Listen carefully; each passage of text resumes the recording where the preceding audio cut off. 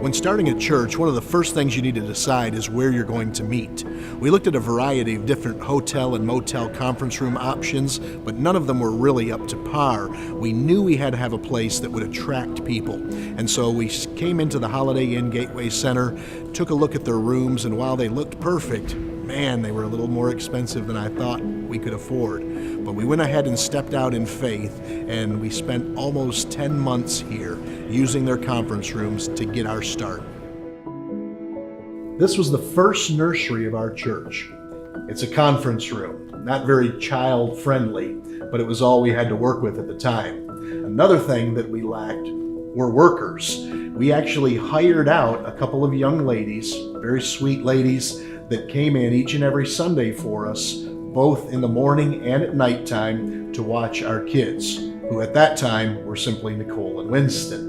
But they would do their best to keep them occupied in here, sometimes coloring, sometimes playing with some toys that they'd bring in. But they did an excellent job for us and allowed our ladies to be able to be in the service, which did two things. It allowed them to be a part and hear the preaching and grow, and it also helped make the room look more full. This is the room in which we held our very first service.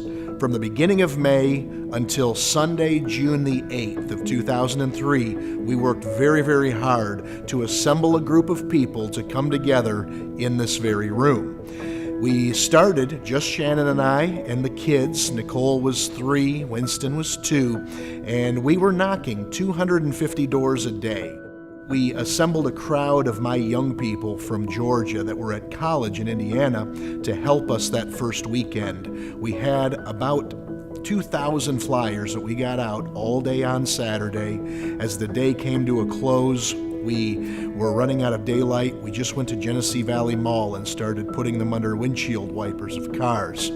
After darkness came, we went back to our 2-bedroom apartment, and Jeremy Wilson, Andrew Cordell, Josh Smith, myself, we all sat down, planned the next day's service together, and at about midnight we practiced a special in which none of the 4 of us should have been involved in singing, but we did.